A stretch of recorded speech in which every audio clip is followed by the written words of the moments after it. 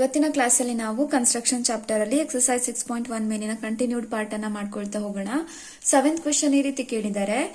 Draw a right angle triangle in which the sides other than the hypotenuse are of length 4 cm and 3 cm. Then construct another triangle whose sides are 5/3 times the corresponding sides of the given triangle ಅಂತ ಕೊಟ್ಟಿದ್ದಾರೆ ಅಲ್ವಾ. So ನೀವು ಈ question ಅಲ್ಲಿ ಏನ್ ಮಾಡಬೇಕು, first ಒಂದು right angle triangle ಅನ್ನ ಕನ್ಸ್ಟ್ರಕ್ಟ್ ಮಾಡಬೇಕು. ಆಯ್ತಾ. ಸೊ ಏನ್ ಹೇಳಿದ್ದಾರೆ, ಎರಡು ಸೈಡ್ಸ್ ಗಳನ್ನ ಕೊಟ್ಟಿದ್ದಾರೆ, 4 cm ಮತ್ತೆ 3 cm ಅಂತ ಕೊಟ್ಟಿದ್ದಾರೆ ಅಲ್ವಾ. ಸೊ ನೋಡಿ, ನಾವು ಯಾವಾಗ್ಲೂ ಪ್ರಾಬ್ಲಮ್ ಅನ್ನ ಮಾಡ್ಬೇಕಾದ್ರೆ ಏನ್ ಮಾಡ್ತೀವಿ, ಕೊಟ್ಟಿರುವಂತಹ ಸೈಡ್ಸ್ ಅಲ್ಲಿ ಯಾವುದು ದೊಡ್ಡ ಲೆಂತ್ ಅದನ್ನ ಬೇಸ್ ಆಗಿ ಚೂಸ್ ಮಾಡ್ತೀವಿ ಅಲ್ವಾ. 4 ಮತ್ತೆ 3 cm ಅಲ್ಲಿ ಯಾವುದು ದೊಡ್ಡದಿದೆ, ಲೆಂತ್ 4 cm ಇದೆ, ಹಾಗಾಗಿ ನಾವು ಬೇಸ್ ಅನ್ನ ಏನ್ ತಗೊಳ್ತೀವಿ, 4 cm ತಗೊಳ್ತೀವಿ. ಸರಿನಾ. ಸೊ ಈಗ 3 cm ಇಲ್ಲಿ ಕನ್ಸ್ಟ್ರಕ್ಟ್ ಮಾಡ್ಬೇಕಾ, ಇಲ್ಲಿ ಕನ್ಸ್ಟ್ರಕ್ಟ್ ಮಾಡ್ಬೇಕಾ ಅಂತ ಅಲ್ವಾ.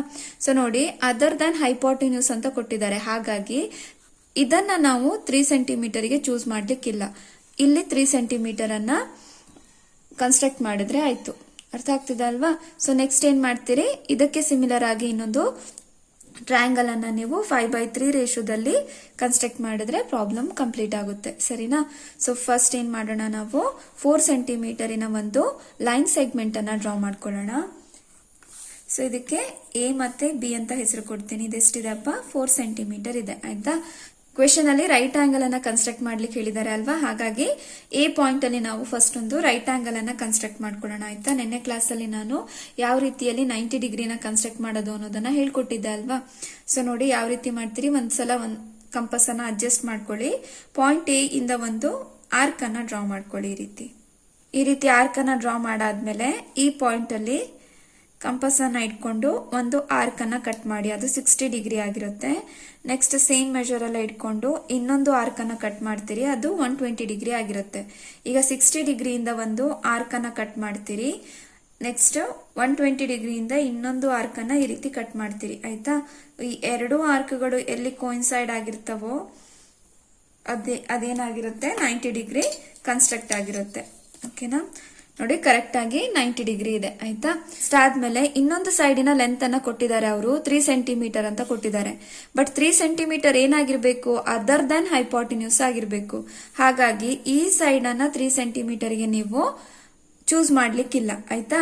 ಹಾಗಾಗಿ ನಾನು ಎ ಇಂದ ಏನು 90 ಡಿಗ್ರಿ ಕನ್ಸ್ಟ್ರಕ್ಟ್ ಮಾಡಿದೀನಿ ಅಲ್ವಾ, ಇಲ್ಲೇ ಒಂದು 3 cm ಆರ್ಕ್ ಅನ್ನ ಕಟ್ ಮಾಡ್ಕೊಳ್ತೀನಿ. ಸರಿನಾ. ನೋಡಿ, ಈ ರೀತಿಯಲ್ಲಿ ಕಂಪಸ್ ಅಲ್ಲಿ 3 cm ಗೆ ಅಡ್ಜಸ್ಟ್ ಮಾಡ್ಕೊಳ್ಳಿ. ಸೊ ನೆಕ್ಸ್ಟ್ ಏನ್ ಮಾಡ್ತೀರಿ, ಪಾಯಿಂಟ್ ಎ ಇಂದ 3 cm ಆರ್ಕ್ ಅನ್ನ ಕಟ್ ಮಾಡ್ತೀರಿ. ಓಕೆನಾ. ಸೊ ನೆಕ್ಸ್ಟ್ ಇದಕ್ಕೆ ನಾವು ಸಿ ಅಂತ ಹೆಸರು ಕೊಡೋಣ. ಆಯ್ತಾ. ಆದ್ಮೇಲೆ ಏನ್ ಮಾಡ್ತೀರಿ, ಇವೆರಡನ್ನು ಕೂಡ ಜಾಯಿನ್ ಮಾಡಿ ಸಿ ಬಿನ. ಸೊ ನಾವೊಂದು ರೈಟ್ ಆಂಗಲ್ ಟ್ರಯಾಂಗಲ್ ಅನ್ನ ಕನ್ಸ್ಟ್ರಕ್ಟ್ ಮಾಡಬೇಕು ಅಲ್ವಾ, ಹಾಗಾಗಿ. ಓಕೆನಾ. ಇಲ್ಲಿಗೆ ನಮ್ದೇನಾಯ್ತು, ಒಂದು ರೈಟ್ ಆಂಗಲ್ ಟ್ರಯಾಂಗಲ್ ಏನಾಗಿದೆ, ಕನ್ಸ್ಟ್ರಕ್ಷನ್ ಆಗಿದೆ. ಈಗ ನಾವೇನ್ ಮಾಡ್ಬೇಕು, ಇದಕ್ಕೆ ಸಿಮಿಲರ್ ಆಗಿ ಇನ್ನೊಂದು ಟ್ರಯಾಂಗಲ್ ಅನ್ನ ಕನ್ಸ್ಟ್ರಕ್ಟ್ ಮಾಡಬೇಕು. ಅದರ ರೇಷಿಯೋ ಎಷ್ಟು ಕೊಟ್ಟಿದ್ದಾರೆ, 5/3 ಕೊಟ್ಟಿದ್ದಾರೆ ಅಲ್ವಾಪ್ಪ. 5 ಅನ್ನೋದು ನ್ಯೂಮರೇಟರ್, 3 ಅನ್ನೋದು ಡಿನಾಮಿನೇಟರ್.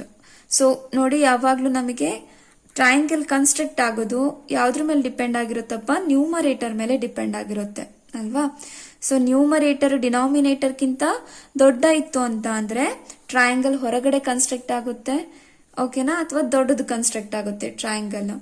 ಸೊ ಅದೇ ರೀತಿಯಲ್ಲಿ ನ್ಯೂಮರೇಟರ್ ಡಿನಾಮಿನೇಟರ್ ಕಿಂತ ಸಣ್ಣ ಇತ್ತು ಅಂತ ಅಂದ್ರೆ 3/5 ಆಗಿತ್ತು ಅಂತ ಅಂದ್ರೆ ಏನಾಗುತ್ತೆ, ಟ್ರಯಾಂಗಲ್ ಒಳಗೆ ಕನ್ಸ್ಟ್ರಕ್ಟ್ ಆಗುತ್ತೆ, ಇದ್ರ ಒಳಗೆ ಇನ್ನೊಂದು ಟ್ರಯಾಂಗಲ್ ಬರುತ್ತೆ. ಆಯ್ತಾ. ಈ ಕೇಸಲ್ಲಿ ಏನಾಗಿದೆ, ನ್ಯೂಮರೇಟರ್ ಡಿನಾಮಿನೇಟರ್ ಕಿಂತ ದೊಡ್ಡ ಇದೆ, ಹಾಗಾಗಿ ಟ್ರಯಾಂಗಲ್ ಏನಾಗುತ್ತೆ, ದೊಡ್ಡ ಕನ್ಸ್ಟ್ರಕ್ಟ್ ಆಗುತ್ತೆ. ಆಯ್ತಾ. ಸೊ ನೆಕ್ಸ್ಟ್ ಸ್ಟೆಪ್ ಏನ್ ಮಾಡ್ತೀರಿ, ಎ ಇಂದ ಒಂದು ಅಕ್ಯೂಟ್ ಆಂಗಲ್ ಅನ್ನ ಡ್ರಾ ಮಾಡ್ಕೊಳ್ತೀರಿ ಅಲ್ವಾ.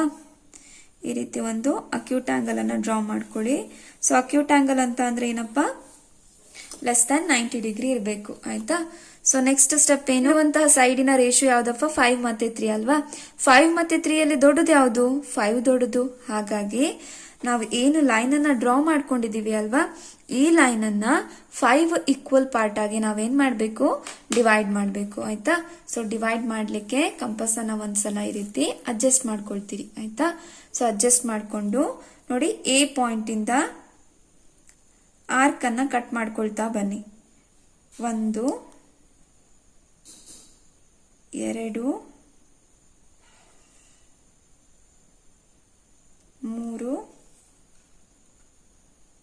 4 5 ಸರಿನಾಪ್ಪ.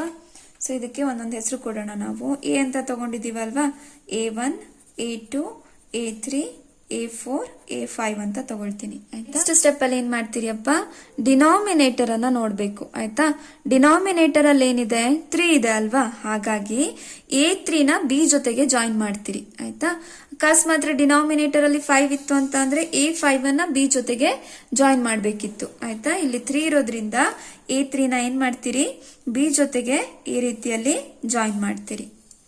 ಸೊ ನೆಕ್ಸ್ಟ್ ಸ್ಟೆಪ್ ಅಲ್ಲಿ A3Bಗೆ 5 ಇಂದ ಒಂದು ಪ್ಯಾರಲಲ್ ಲೈನ್ ಅನ್ನ ಡ್ರಾ ಮಾಡ್ತೀರಿ. ಯಾಕೆ 5 ಅನ್ನೇ ಚೂಸ್ ಮಾಡ್ತಿದ್ದೀರಿ ಅಂತ ಅಂದ್ರೆ, ಇಲ್ಲಿ ನೋಡಿ ಕೊಟ್ಟಿರುವಂತಹ ರೇಷು 5/3 ಅಲ್ವಾ, 3 ಆಲ್ರೆಡಿ ನೀವು ಜಾಯಿನ್ ಮಾಡಾಗಿದೆ. ಸೊ ಉಳಿದಿರೋಂಥದ್ದೇನು 5, ಹಾಗಾಗಿ ಇಂದ ಒಂದು ಪ್ಯಾರಲಲ್ ಲೈನ್ ಅನ್ನ ಡ್ರಾ ಮಾಡ್ತೀರಿ A3Bಗೆ. ಆಯ್ತಾ, ಸೊ ಪ್ಯಾರಲಲ್ ಲೈನ್ ಅನ್ನ ಡ್ರಾ ಮಾಡ್ಲಿಕ್ಕೆ ನೋಡಿ ಕಂಪಸ್ ಅನ್ನ ಒಂದ್ಸಲ ಈ ರೀತಿ ಅಡ್ಜಸ್ಟ್ ಮಾಡ್ಕೊಳ್ತೀರಿ. ಆಯ್ತಾ, ಈ ರೀತಿ ಅಡ್ಜಸ್ಟ್ ಮಾಡ್ಕೊಂಡಾದ್ಮೇಲೆ A3 ಅಲ್ಲಿ ಇಟ್ಕೊಂಡು ಒಂದು ಆಂಗಲ್ ಅಥವಾ ಆರ್ಕ್ ಅನ್ನ ಈ ರೀತಿ ಕಟ್ ಮಾಡ್ತೀರಿ. ಆಯ್ತಾ, ಸೇಮ್ ಮೆಜರ್ ಅಲ್ಲೇ ಇಟ್ಕೊಂಡು A5 ಇಂದ ಆಯ್ತಾ, A5 ಇಂದ ಇನ್ನೊಂದು ಆರ್ಕ್ ಅನ್ನ ಈ ರೀತಿಯಲ್ಲಿ ಕಟ್ ಮಾಡ್ತೀರಿ. ಈಗ A3 ಇಂದ ಏನು ಆರ್ಕ್ ಅನ್ನ ಡ್ರಾ ಮಾಡಿದಿರಿ ಅಲ್ವಾ, ಅದನ್ನ ಕಂಪಸ್ ಅಲ್ಲಿ ಮೆಜರ್ ಮಾಡ್ಕೊಳ್ಳಿ. ಇಷ್ಟಿದೆ ಅಲ್ವಾ. ಸೊ ಸೇಮ್ ಮೆಜರ್ ಅಲ್ಲೇ ಇಟ್ಕೊಂಡು A5 ಇಂದ ಏನು ಆರ್ಕ್ ಅನ್ನ ಡ್ರಾ ಮಾಡಿದಿರಿ ಅಲ್ವಾ, ಇಲ್ಲಿ ಇಟ್ಕೊಬೇಕು ಕಂಪಸ್ ಅನ್ನ. ಇಲ್ಲಿ ಇಟ್ಕೊಂಡು ಒಂದು ಆರ್ಕ್ ಅನ್ನ ಈ ರೀತಿಯಲ್ಲಿ ಕಟ್ ಮಾಡ್ತೀರಿ. ಸರಿನಾ. ಸೊ ಈ ಎರಡು ಆರ್ಕ್ಗಳು ಎಲ್ಲಿ ಕೋಇನ್ಸೈಡ್ ಆಗಿದೆ ನೋಡಿ, ಅಲ್ಲಿಗೆ A5 ಇಂದ ಒಂದು ಸ್ಟ್ರೈಟ್ ಲೈನ್ ಅನ್ನ ಡ್ರಾ ಮಾಡಬೇಕು. ಇಷ್ಟಾದ್ಮೇಲೆ AB ಲೈನ್ ಏನ್ ನೀವು ಸೆಗ್ಮೆಂಟ್ ಅನ್ನ ಡ್ರಾ ಮಾಡಿದಿರೋ ಇದನ್ನ ಏನ್ ಮಾಡ್ಬೇಕು, ಎಕ್ಸ್ಟೆಂಡ್ ಮಾಡ್ಬೇಕು ಇಲ್ಲಿವರೆಗೂ. ಆಯ್ತಾ, ಇದಕ್ಕೆ ಡಿ ಅಂತ ಹೆಸರು ಕೊಡೋಣ. ಕೆಳಗೆ ನೀವು ಯಾವ ರೀತಿಯಲ್ಲಿ ಪ್ಯಾರಲಲ್ ಲೈನ್ ಅನ್ನ ಡ್ರಾ ಮಾಡಿದ್ರೋ ಅದೇ ರೀತಿ ಮೇಲೂ ಕೂಡ ಇವಾಗ ನಾವು ಪ್ಯಾರಲಲ್ ಲೈನ್ ಅನ್ನ ಡ್ರಾ ಮಾಡಬೇಕು. ಆಯ್ತಾ, ಸೊ CBಗೆ ಪ್ಯಾರಲಲ್ ಆಗಿ ಡಿ ಇಂದ ಒಂದು ಲೈನ್ ಅನ್ನ ಡ್ರಾ ಮಾಡ್ತೀರಿ. ಸೊ ಪ್ಯಾರಲಲ್ ಲೈನ್ ಅನ್ನ ಡ್ರಾ ಮಾಡ್ಲಿಕ್ಕೆ ಸೇಮ್ ಪ್ರೊಸೀಜರ್ ಅನ್ನ ರಿಪೀಟ್ ಮಾಡ್ತೀರಿ. ಒಂದ್ಸಲ ಈ ರೀತಿ ಕಂಪಸ್ ಅನ್ನ ಅಡ್ಜಸ್ಟ್ ಮಾಡ್ಕೊಳ್ತೀರಿ.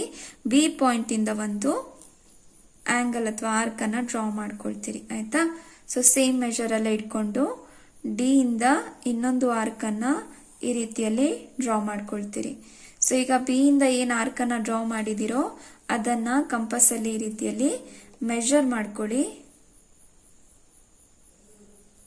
ಸೊ ಈಗ ಡಿ ಇಂದ ಆರ್ಕ್ ಅನ್ನ ನೀವು ಡ್ರಾ ಮಾಡಿದಿರಿ ಅಲ್ವಾ, ನೋಡಿ ಕಂಪಸ್ ಅನ್ನ ಇಲ್ಲಿಟ್ಟು ಒಂದ್ಸಲ ಈ ರೀತಿ ಆರ್ಕ್ ಅನ್ನ ಕಟ್ ಮಾಡಿ. ಆಯ್ತಾ, ಸೊ ಈ ಎರಡು ಆರ್ಕ್ಗಳು ಎಲ್ಲಿ ಕೋಇನ್ಸೈಡ್ ಆಗಿದೆ ಅಲ್ವಾಪ್ಪ, ಅಲ್ಲಿಗೆ ಡಿ ಇಂದ ಒಂದು ಸ್ಟ್ರೈಟ್ ಲೈನ್ ಅನ್ನ ಡ್ರಾ ಮಾಡ್ತೀರಿ. ಈ ರೀತಿಯಲ್ಲಿ ಸ್ಟ್ರೈಟ್ ಲೈನ್ ಅನ್ನ ಡ್ರಾ ಮಾಡ್ತೀರಿ. ನಂತರ AC ಲೈನ್ ಏನಿದೆಯೋ ಅದನ್ನ ಎಕ್ಸ್ಟೆಂಡ್ ಮಾಡಿ ಈ ರೀತಿಯಲ್ಲಿ.